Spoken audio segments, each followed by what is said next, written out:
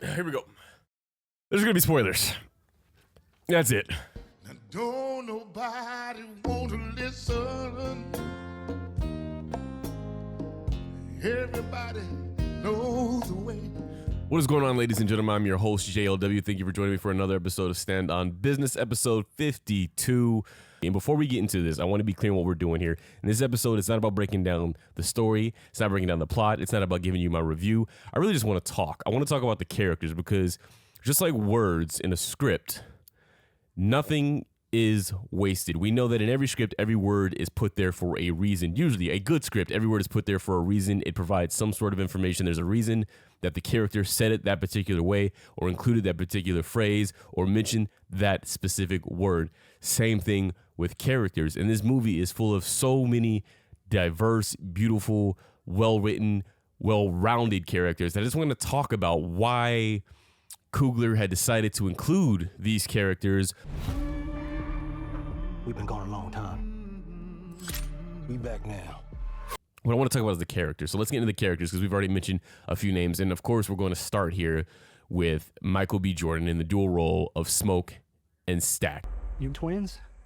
Nah, we cousins. Now, I will say this. People are kind of like iffy when it comes to Michael B. Jordan's talent, his abilities as an actual actor. Great performer, great on-screen presence, clearly movie star looks and movie star persona. He's got that thing that you can't teach that just makes you want to see him on screen. I think some of that gets dampened in a world now where everything, like I said, is right there in your face and we just don't look at celebrity the same. But he is bona fide an A-lister in today's society. There's no doubt about it. But with that comes the kind of dialogue of, well, how good is he? Is he a popcorn? Is he a popcorn star in the likes of The Rock, or is he somebody with movie star looks but can actually carry a role in the likes of give me a thespian, give me an actual actor that's A-list but also like can actually act his ass off, as in the likes of like a Pacino or a Leo or a Denzel. Give me one more. A-list can act as Will. I mean, people don't like saying Will, but Will can act his ass off. Pursuit of Happiness, 7 Pounds. What's the Venus and Serena Williams movie? King Richard. He's shown multiple times again. So, and the likes of that. So people are trying to figure that out. With this movie, I don't know if he does a good enough job to sway individuals either way, but I think this is arguably one of his better performances on the screen. To me, it was another checkbox in the area of if you are on the fence, this is another. He's got something more than just good looks. Like the brother is playing two characters who have distinct personalities, who have moments where when one individual gets hurt and it's an emotional scene between the two brothers, you do feel, or at least I felt, some type of way about it. And that only comes when I believe you as the character, right? Because if I just saw Michael B. Jordan acting against Michael B. Jordan, then the moment that's occurring would not mean as much. And here I'm going to go into spoilers again. So even if you haven't seen it, fast forward a little bit. But the moment where Stack is attacked and basically killed, and Smoke is holding him, right? Because they've been through everything together and he's always protected his little brother. And in this moment, he can't do anything to help him, to save him. And his Stack is slowly dying, literally his throat ripped out. He's looking up at his brother and he's saying, "I'm scared." And that moment felt so just like it hit me right here, you know, as somebody who's a brother who has siblings and who I love all of them, imagining being in a place where I couldn't do something to protect one of them and I'm watching them die and I can't go on this journey to be like, hey, I can't go with you, but I got to tell you the right thing. Like I felt that. And to me, that's a credit to his ability to have disappeared into these distinct roles. But when we look at the two brothers, right, and what they represent, what I love about these characters right here is that it is to me a protest, slight protest in some of the roles we typically see in this era, right? We're talking about 1930s Deep South, black man, two black men. Typically, I'm not getting individuals who are strong, brash, cocky if you're a black man, because this is a time where danger's around every corner. You don't really have a lot of money. You don't have a lot of opportunities. You know what I'm saying? Like everything is catered to keeping you the controlled Negro. And in these two brothers, we get two individuals who are very confident, who have done some ish in this life, who have come from up north and tried to make their money, but are now down south. And it's like, yo, them twins is back. Everybody knows their name. Their name is on every lip. Even the individuals who weren't born yet have heard of the twins. Like there's a scene in particular where Smoke goes into town and he's got to go get some, I think, signs made. And I can't remember what else, something, maybe some food or something from like one of the Chinese stores that they go to and they frequent. And so he finds a little girl there. Essentially, she knows who they are. She ends up watching the car. He's telling her honk if somebody comes and tries to steal what's in the back of the car. Of course, somebody comes and tries to steal what's in the back of the car. He comes out. They see who it is. And it's like eyes are big as saucer plates. Oh my God, we didn't know we were stealing from you. It's been 7 years since they've been in this town. We're presented with two characters at a time who shouldn't exist. Two individuals who are strong-headed, who literally shoot two guys in the middle of the street and then toss some money at it like it's nothing. These are two black men at a time where that type of strength, you weren't seeing that. So I also love the idea that these individuals are not coming back begging for anything. They are coming to buy and own their stake in real land and in real value and in real opportunity. They are buying an old sawmill and they're going to convert it into a place where people can dance and drink and have fun. And there's an opportunity to make real money here. And that's why I also want to study these characters because of what they represent. And in these two in particular, we see like the pushback to a narrative that has developed over time. And I've heard this before when I go to other countries. I've heard this even come from like, communities in Africa when they look at the African American and they think they're lazy, right? This narrative of African Americans are lazy. They complain and they whine about their circumstances and why don't you just do the work? And if you do the work, you'd be in a better place, right? I've heard this from a multitude of communities. And this to me is why why movies like this need to exist, because it shows that here are two brothers who were actively trying to do just that and were probably representative of what a lot of individuals during that time wanted to do. I'm not looking for handouts. Here's the money.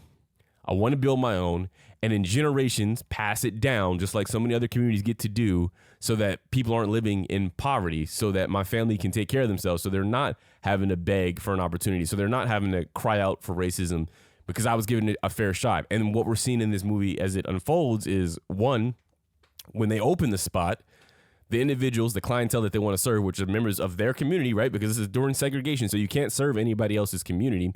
And, you know, we'll get into the dangers of what happens when you do even try to serve other members of a community, but they can't even make an actual profit because the individuals that they're serving of their community don't have actual money to give, right? They have these things called scripts, which is what they're paid, what the sharecroppers are paid from the former slave owners, the racist masters, the ones who have, you know, become businessmen or hiring employees, which are basically like these useless coins or what, I don't even know what the hell their monetary value is. They're probably only good for certain things, and essentially they're no good for running a business, right? So Smoke's the first one to recognize like we ain't making no damn money with this. We can't first just give out drinks, but also we're not making profit because nobody here has any actual money to give. And this is why I'm saying these characters are so beautiful, in that in the long run, you're seeing how everything is stacked against these individuals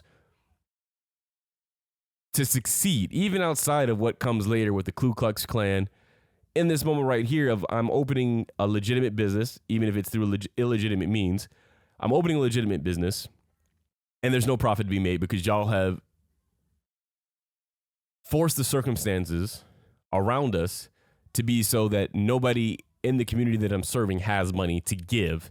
And like I said, looking at what it is today with the lazy narrative, it's like one of those things where you just go, the reason people cry out racism, systemic racism, the reason that people go, you know, we need individuals to reach a handout to underserved communities is because so many communities are starting from such a further back position that if they don't get help, if they're not seen, if they're not given an extra look, not to say a racing experience or background, but an extra look that you normally wouldn't give, then history is going to repeat itself. I also like in their portrayal that they're good, how do I put this? They're well-rounded Southern men. They remind me of Southern men in my own family. Well, I say Southern men in my own family, like 99% of my family is actually 100% of the family that I know is Southern. So the men are well-rounded in that they're not just straight good people, if that makes sense. And I know, good and evil, it's a whole morality thing, and what is good in one context may not be good in another. But what I'm saying is Smoke and Stack love their family. Evidenced by the way they take in their cousin, who clearly looks up to them, who wants to know where they've been, looks up to them, who, the twins at one point gave him a guitar, and they say it's from, I forget what the name was. It was somebody that I'm guessing was supposed to be of a big deal in the blues world, but they give him a guitar, and the cousin is like, elated to have this guitar, but even further so when he learns that it's from this famous person. You hear the twins ask Sammie, hey, is your dad treating you right? Is he hitting you? Is he abusing you? And like they're ready to, to die over protecting their cousin and their family. So they clearly value family, even in the interaction with Smoke going to see his ex-lover, ex-wife, ex-something, where they have a kid together, and he takes time to kneel down and pray and say, Daddy's back, right? And that softness in an individual who up to this point has been shown kind of like to be short on words, serious, because he has to be because of the environment. And that's when I'm going back to the other side of they're not fully good in that they did go work with Al Capone, right? Running booze or whatever. They did have to kill, serve in the war. We just watched Smoke shoot 2 men on the street. Clearly, these men were also afraid of them because of their reputation. Throughout the film, you get references of when these dudes was here, they was trouble. You learn Smoke killed their dad because their dad was beaten on Smoke and Stack, but in particular on Stack, and it set Smoke off, right? So these individuals have layers to them, and they're not just your stereotypical heroes. They're not just like the guys that you can easily root for. They're fully fleshed out people, and that's another reason that I enjoy these characters in this writing. So moving a little bit more forward, I want to kind of focus in on the juke joint as we wrap up what I'm thinking about Smoke and Stack. The other thing that I enjoy about them is that they each offer strengths and faults to be examined, in particular black men, because on one hand, let's start with start with Stack, because Stack, who was the more carefree, easygoing guy, can kind of get along with anybody. But I guess what I'm saying is, like, when I look at Stack, Stack has just got like this gentleness to him that makes it's hard to hate the guy. But then he's also one of the catalysts for what ends up unfolding in the story, because it's through him that we get Hailee Steinfeld's character, which is the next character that I'm going to move into talking about, but their kind of connection and love story, because we meet her at the train station, I'm assuming about to leave to go somewhere else, but she notices that Stack is back in town, and Stack is there to get Roy Lindo's character, who's a blues player, right? So she sees him, she ends up coming over, and then you get through a bunch of dialogue and looks and all kinds of subtleties that these two are not just friends who grew up together, but clearly have had something in the intimate sense going on between them in a time, again, where this is very, very, very dangerous. And so that intimacy leads to her showing up at the juke bar later on. And although people try to push her away, Stack tries to push her away, he ends up falling into temptation with this woman. And, they do what they do. And that leads to him getting, again, spoilers, but killed, right? So in the moment when he dies, that analysis of what it was he did wrong to die, right? Like if you look at horror movies and the tropes associated with it, right? Go back into the 70s and 80s. The individuals that died were the ones that drank, smoked, had sex, because it was filmmakers and executives' way of saying that these are bad things, don't do them. So in Coogler's film, the individual, Stack, that dies, the most meaningful death, I think, of the film, well, sort of, semi.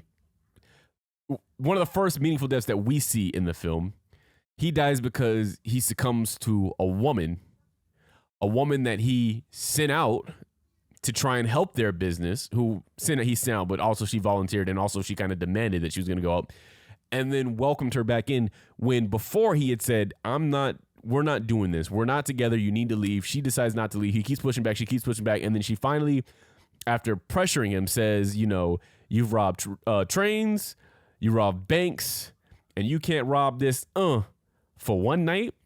I love that line. I love that delivery that she does. In that moment, he succumbs to it and he gives into her, and that's what gets him killed. And it had me thinking, right? Like, so is his fault love?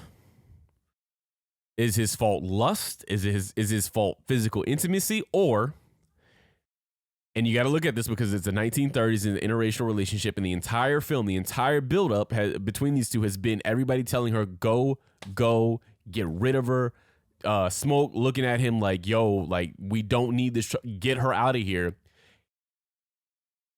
Because she's a white woman and he's a black man. And so you go, is this more than just saying lust and physical touch is his fault, but who in particular he's fallen for, what he gave into, what was his actual mistake? And so I was dissecting it in my head for a while after the movie of going, is Ryan Coogler saying what I think he's saying when it comes to this white woman in a space that she doesn't necessarily belong in, even though, and we're going to get into her furthermore later on, but even though she's kind of accepted and they grew up with her and all that, blah, blah, blah, blah, blah, blah. But she doesn't belong there. And when he gives in finally to that temptation, he ends up dying. What is it you're really trying to say about interracial relationships and dating in particular? Are you saying nothing? I think it's a fascinating discussion. I'd love to hear y'all's thoughts on it. So let's move. I guess I should go over to Smoke and kind of discuss a little bit about him that I find fascinating, in that it's fascinating to break down as a character because you look at who he brings into the fold, right? His lover is, you know, like this big, strong black woman who is respected in their circle, who is the voice of reason for not only the community, but throughout this entire night of surrealness. She's the one that first identifies like, hey, these are what we are dealing with. This is what we need to do. She has the great moment, a moment that I think should be maybe in a contention for iconic. And when she recognizes Cornbread coming back and he's like, can I come in? And everybody else is about ready to let him in. And she's like, whoa, wait a minute now. Yo, big country ass can't just walk in. What are you asking? Can you come in? Just push past us, right? She's the first one to provide that voice of sanity, right? He's the one that brought this strong, black, beautiful, clear-headed woman into this situation because he wants her to, I think, cook is the thing that he wanted her to do. Now, mind you, they've already been separated, and clearly they kind of left on like contentious terms, right? The things aren't great between them. But he comes back into her life, and she folds and accepts him even for his faults and what he might have done to her. She still gives in. Something in her refuses to turn her back on this black man. And so again, looking at what, now let's not look at her character, focusing on Smoke, right? But what that ends up doing to her because of his actions, right? And what that says about black men and how they treat their black women, even if they don't intentional, because Smoke isn't again, the nuance of good and bad, but he isn't a bad guy. There's no malicious intent in what he's doing and bringing her into this venture, but it is a venture that ends up leading to her death. Fascinating characters to study. Let's move on because now I've spent too much time on the twin brothers, but I do want to end on this note. I love these characters and how they're written. Smoke and Stack. I love the names. I love the reason that I've heard Ryan describe why he chose twins. I love Michael B. Jordan's performance in the two. There's nothing.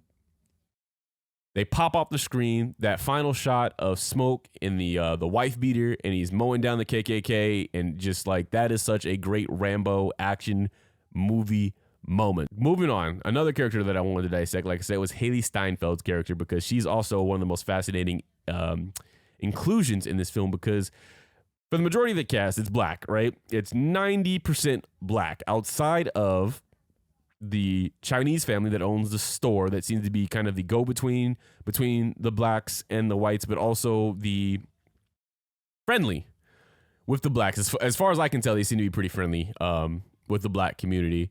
And then you've got the whites that are primarily relegated to the KKK or the vampires, except for Hailee Steinfeld's character, which let me make sure I remember her name.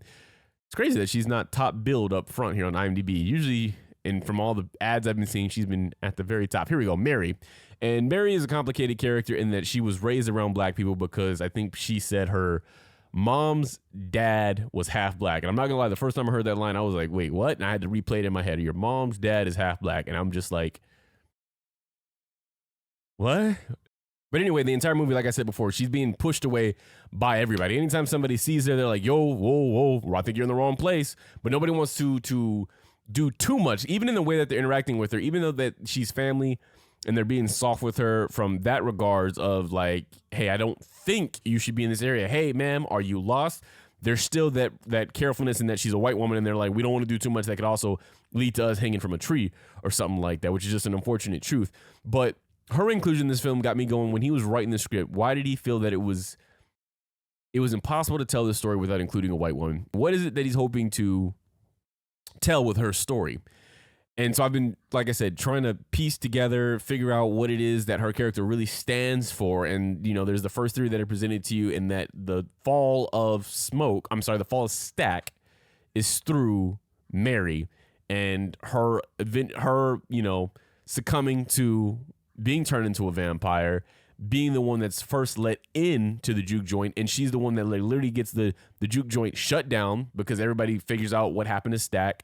And then they're all rushed out. And then it's just like the core group of survivors. And then everybody who rushed out becomes vampires. Like I said Smoke was the catalyst for a lot of this. She really is literally the catalyst for what happens in the juke joint because she's the first person outside of the KKK members to get turned. And then she infiltrates the black community, the black juke joint, seduces, sleeps with Smoke, and all hell breaks loose right after that. So again, I ask y'all, what is Ryan Coogler trying to say in this moment? What is the purpose of Annie's character? And I want to say this as well. I think beautifully portrayed by Hailee Steinfeld. Like, clearly, I don't know her filmography that well. I haven't followed her career that greatly. But the two times I've seen her in this movie, and I think Bumblebee might have been the other one, maybe something else. Maybe, did I see her in the Hawkeye show? I don't know. I didn't watch the Hawkeye show. So no. But every time I've seen her, she's done a great job. And I think she does a great job in this role. And then I was also curious about what drew her to the role in seeing this script, because she has to be asking herself these same questions. What are my motivations as this character? What is it I'm trying to achieve? And also, what am I saying to the bigger audience when I watch this? What do I want people to take away from my role? And so outside of that, what I just said being the kind of the fall of this black man, there is the nuance of having an ally, right? Having individuals that are not of your community, but that still want to be a part of your community, and not in a leech way, not in a treacherous way, just because we really relate as people. I like the same music. I enjoy the same food. I enjoy the way you think as a person. I like being around you. I'm not part of the group that is trying to ostracize and hate. And really, outside again of the Chinese family, more so her, she's the only person I feel that is truly just trying to be a part of this group and is being excluded due to society's standards. I don't want nothing more than to be with the man I love and the people I love. They don't want to be with me because of the dangers that I inherently bring from my skin color. Like I said, it goes from being ostracized to trying to do right by this community, and it gets her killed. And that's another thing to dissect, right? She's trying to do right and help, prove that I'm an asset to y'all. I really want what y'all's venture is to be successful. So I'm willing to put myself out there, not thinking anything of it, but just put myself out there to help, and it leads to my death, which I think is, there's probably more stories buried than told about individuals during this time period who were trying to help individuals from the black community, from underserved communities, in all types of cultures where the oppressed have allies, and those individuals get found out and they get put to death and their stories get lost. And she kind of also represents that to me as well, because like I said, she's one of the few individuals who's like, I don't care about this external ish. But there's also a naivety to that, because there are individuals who maneuver in this way because they can. Because at the end of the day, if she's found to be in places like this and she's found to be in a relationship with Smoke, it's not her who ends up paying that price. Like I said, really enjoyed her portrayal. Let's move on from Mary to her friend Annie, because Annie, again, she is one of the ones that is a just beautiful watch, beautiful inclusion, and to me is probably the most clear reason. There's the clearest reason of why she's included, right? Because she is what the community has lost sight of over so many years of being told what is beautiful, what is not beautiful, what is important, what is not important, what you should strive for, what you should not strive for. Because when you look at Annie, she's a dark-skinned, big-boned, powerful, strong woman. Everything that you have been told to not seek or want as a black man. And so when she's on screen and she has these traits and these characters, but she's shot in a way that makes her also the one that Smoke, the toughest individual arguably in this film, lays his head on and feels comfortable with and confides in and has a child with, and in his final moment sees, and she's the one that basically tells him, hey, let go. It's okay to move on. When you see all of these beautiful portrayals, it goes, okay, this is the one I don't have to dissect too much. I think we both understand why Ryan thought a woman like this was so important to include in a script like this, and the authentic truth of telling a story. And again, as I mentioned before, her fault or her greatest tragedy is that her death comes from trying to help a man that left her. And there's a powerful message in that, right? There's a powerful message in seeing that final scene where Smoke has to stab that stake into her heart, and it's breaking his heart, but also the vampires are crying out. You know, you got Stack Vampire and Annie Vampire who are crying out loud in pain. This is the one time you see them kind of break free of groupthink that's occurring with Remnick. So let's break that down, right? Remnick seems to have all of their thoughts and their emotions. He even says, I know everything that they know. And in this one moment where this black woman, this powerful black woman, is killed, it breaks the hold on Annie and Stack. And they seem to have a semblance of themselves back. And they cry out in pain. And this is actually the moment where Annie leaves the fight. She's done. I'm over this. Fuck being a vampire. I'm going to start wrapping this up here because this video is going a little bit longer than I intended. The last two characters that I guess we'll talk about, and there's so many great. Cornbread is a great addition. I love seeing Omar Benson Miller back on the screen. He was fun, a treat. I love seeing his interactions with everybody. We don't have time to deep dive in his character. Again, we talk about Grace and Bo Chow, which are the Chinese family that owns the grocery stores. And, you know, at first I was a little about it because whenever I'm in the neighborhood that's black oriented, that's predominantly black, I never really see black owners that often, right? There'll be like one or two, but I've always seen a lot of Asians owning stuff, and it's always made me kind of like, why is that always the occurrence? Why aren't we owning in our own communities? But I've also recognized that I'm hoping that it comes from a place of community and unity, and not from one side looking at them as, well, at least they're not black, so we'll give them the loans and we'll make sure they can own. And the other side looking at like, well, at least we're not black, so we can, you know, profit off of, but not necessarily have to associate with, right? Because in this portrayal, these are Chinese family. This is a Chinese family that to me seems ingratiated in the community. And although they own a store on the white side and on the black side, it doesn't appear that it's for a nefarious or a, I'm looking for the word, I'm missing it, but like an opportunistic. It doesn't come from that place. Like, that's not what this family seems to be. I feel like I need more time on this one. Like, a lot more time. Because the way that we see them, the way that they talk, and then the way that it ends up, Sammie is singing, and you've got the different cultures popping up. And at one point you have, I think they said it was a Su Wukong, or some great explorer, adventurer who was rebellious and fought against adversity and possibly discrimination, but you see that individual pop up in a scene and they start to dance, and so they're intermingled in this kind of bubbling up of cultures and love and music. And to me, that shows that there's more unity, there's more in common, there's more, if we go back to the roots before all of this, whatever happened that caused the great divide between cultures and races and ethnicities, we all stem from this great, beautiful thing. And, you know, maybe it's saying that, you know, certain cultures like the Asian culture might be closer than they are are closer than what some powers would have you believe. Why is it that the Asian lady becomes the sole person who carries the burden of everyone's future ceasing And I don't think it's as deep as I'm saying it, right? Like right there, because obviously somebody had to do this. But it is interesting that this character that we've built up to show the divide between black and white, acting as an intermediary, acting as the individual who gets along and is happy to be a part of the black community, becomes the one that ends up burning it all down.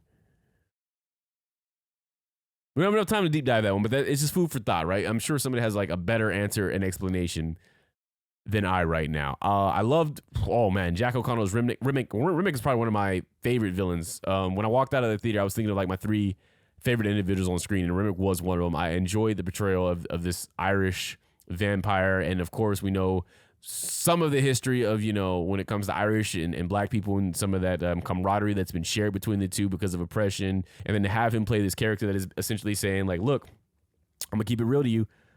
The individual who sold this stuff to you was planning on coming down and burning this all down, was planning on killing you all. I'm trying to save you all from that. Join me, become one, not unique, not individual, become one with me, live on forever, right? And so that was also an interesting character to break down, but we're not going to break down that one either, but super, super fun. I would say this, and again, we're running out of time, but the corruption of black youth sticks out to me a lot in Sammie's character. And I say that to say that, when we first meet Sammie, he's already got some weight on his shoulders, he's on a he's a sharecropper, a part of a sharecropper family, right? They're living in a small house, all of them crammed together. Mother don't make no money. His father's a pastor who's kind of on his ass. He lives in a tough world where segregation is very, very real. I'm sure he's been subject to some very racist and just unforgivable actions. So it's not like he's completely innocent, but there is still a weightlessness to him, right? He's not as cold and hard as Smoke and even Stack, right? When he's around his cousins, there's still a giddiness to him. There's still a happiness to him. There's still a little bit of a opportunistic, I can make something of myself in this world that doesn't want me here. And then as the course of the movie unfolds and he enters the juke joint, he gets his first taste at a girl, and he gets his first taste at seeing what happens in an interracial relationship, and he gets his first taste at a gun being pointed at his face, and he gets his first taste at this vampirism. It molds him by the end where he's a little bit harder and he's not as wide-eyed and giddy. And that, to me, in a 2-hour span, and this happens to all kids, I'm not going to say it's just black kids, but because it's a black film or focusing on the black community, I'm going to focus in here on black individuals. But the loss of that innocence, that loss of, you can't just go out in the world with these idealistic tendencies and emotions, because the world's going to smack your ass silly and it might just kill you. He came very close to getting killed. Although he's playing Delta Sim, and he plays Delta Sim marvelously as only he could, playing this like old drunkard, but seasoned blues professional that's a mentor to a lot of individuals here. That's kind of not a voice of reason, but kind of like the that final voice, that final line of like, I'm gonna tell you like it is, not tell you how you want to hear it or how you'd like to hear. I'm gonna tell you exactly what it is, and it's gonna be sloppy and it's gonna be ugly and it's gonna be in your face, but it's gonna be the truth. But he transcends that character, in that black people and maybe other people too recognize who Mr. Lindo is and the force that he's had in movies, and to see him in this role, to see him get a role that feels meaty and juicy and a testament to his acting ability. Like I said, it's just, it speaks to the endurance of an individual like Delta Slim. Transcend that to Delroy, who I'm sure has a very fabulous life, but has been enduring since I was a kid. Before that, obviously, as an actor in this world, and just steadily worked and progressed and doesn't complain, and you don't see no controversy. Just, I'm here, but he's going to give you what you need. And so I think that his character transcends the confines of his space and goes into a space of what Delroy means to the black community and film in its entirety as an artist, as a seasoned artist, just like Roy Lindo meant to young Sammie as he goes on his blues adventure. Let's end it with my point on Sammie there. So that's it, man. I think we've officially ran out of time. This episode is going way longer, but it's such a good film. And like I said, I could talk about all these characters for hours more. I feel like I did a disservice to Smoke and Stack and to Sammie and to Mary and Annie, and there's some individuals we didn't even get into. Again, I still would really like to dive more into the purpose behind Grace Chow and Bo Chow and what they mean. But just everybody, just all cylinders. Again, I cannot say enough about this movie. It is one of the best original movies we've seen in a long time. It felt so good to see people universally go like, finally, something new. Kind of a much needed injection of life into this industry and telling people that people want to see new ideas from all communities, from a host of different actors and different minds and different stories. It's there if you're willing to invest. That's it, y'all. Thank y'all for watching another episode of Stand Up Business. I look forward to seeing you on the next one. I was your host, JLW. Until then.